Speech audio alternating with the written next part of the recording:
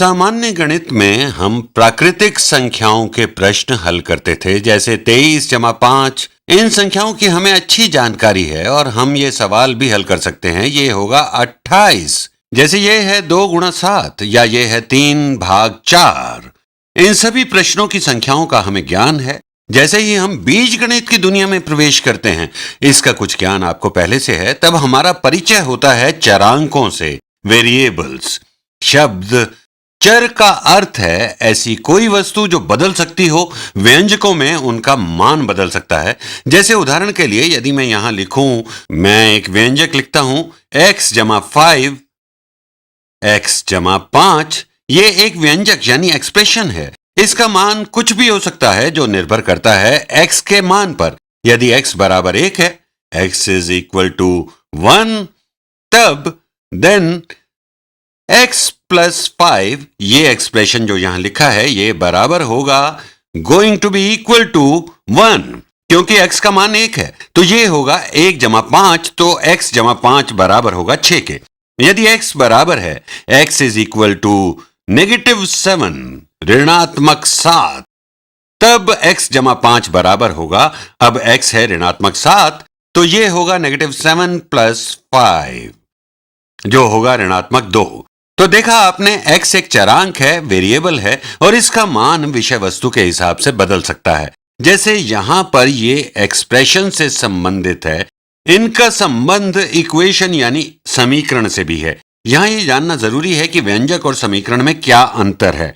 देखिए, व्यंजक किसी मान का वर्णन होता है, उसकी वैल्यू को, उसकी मात्रा को व्यक्त करता है। तो ये हुआ एक्सप्रेशन यानी व्यंजक जो हमने अभी यहां देखा, x जमा 5। इस व्यंजक का मान बदल जाएगा और यह निर्भर करेगा इस वेरिएबल यानी चरांक के मान पर, इस चर की चुनी हुई वैल्यू पर। और इसकी गणना आप x के विभिन्न मानों के लिए कर सकते हैं। एक व्यंजक यह भी हो सकता है y जमा z। यहां ये दोनों ही चरांक हैं। अगर y का मान 1 और z का मान 2 हो तो ये है 1 जमा 2। अगर y 0 है, z है ऋणात्मक 1, तो ये होगा 0 जमा ऋणात्मक 1। इन सभी का मान हम ज्ञात कर सकते हैं, जो निर्भर करेगा चरांकों की वैल्यू या मान पर। तो ये हुआ व्यंजक। और समीकरण में यही व्यंजक एक दूसरे के बराबर होते हैं, इसलिए इन्हें कहते हैं समीकरण यानी इक्वेशंस। दो वस्तुओं को बराबर करना। समीकरण में आप देखेंगे एक व्यंजक बराबर होता है दूसरे व्यंजक के। उदाहरण के लिए हम लेते हैं x जमा 3 बराबर है 1। और इस स्थिति में जब समीकरण में केवल एक ही चरांक या वेरिएबल हो जिसका मान अज्ञात है, तो आप x का मान निकाल सकते हैं जो इस स्थिति को संतुष्ट करेगा। अब बताइए किस संख्या में 3 जोड़ें कि वो बराबर हो 1 के। आप अंदाजा लगा सकते हैं कि ऋणात्मक 2 जमा 3 बराबर 1 होगा। तो इस समीकरण में हमने देखा कि चर पर एक प्रतिबंध होता है कि इसका मान कितना होगा, लेकिन जरूरी भी नहीं है कि ऐसा प्रतिबंध या कांस्टेंट हमेशा हो। जैसे ये एक समीकरण है x जमा y जमा z बराबर 5। यहां ये व्यंजक बराबर है इस व्यंजक के। 5 भी तो एक व्यंजक है और कुछ कंस्टेंट्स यानी प्रतिबंध भी हैं। अगर यहां y और z का मान दिया गया हो तो प्रतिबंध है x के मान पर, और यदि दिया गया है x और y का मान, तब कंस्टेंट है z पर। तो यह निर्भर करेगा दूसरों के मान पर। तो मान लीजिए if y is equal to 3 and z है 2, तो इस स्थिति में x का मान क्या होगा? तो अगर y बराबर है 3 और z बराबर है 2, तब यह बाएं पक्ष का व्यंजक हो जाएगा x जमा 3 जमा 2, तो ये होगा x जमा 5। इसे जोड़ेंगे तो ये होगा 5, x जमा 5 बराबर 5। तो कितने जमा 5 बराबर 5 है? तो अब ये कंस्टेंट या प्रतिबंध है कि x होना चाहिए 0।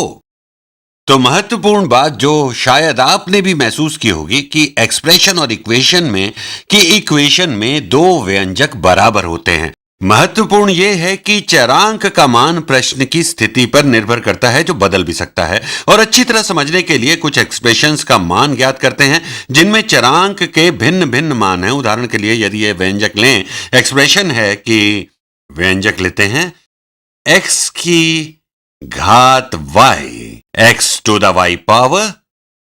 यदि x बराबर है 5 और y बराबर है 2, y इज इक्वल टू 2।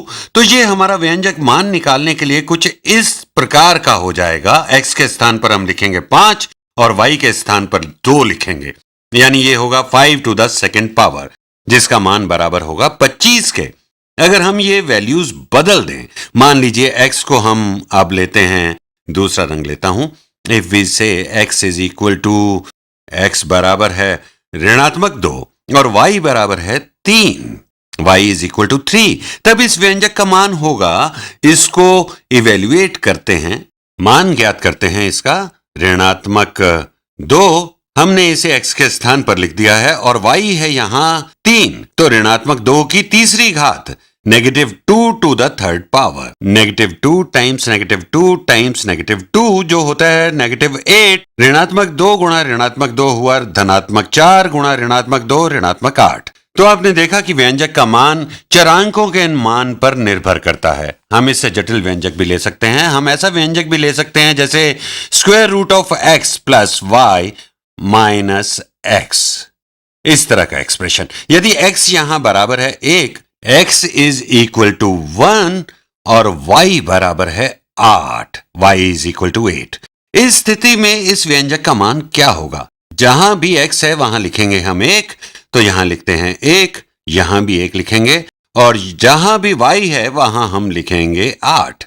इस संदर्भ में हमने वेरिएबल का मान उनके स्थान पर लिख दिया है। इस वर्गमूल के चिन्ह के नीचे 1 जमा 8 है, तो पूर्ण वर्ग लेंगे 9 का, जो होता है 3।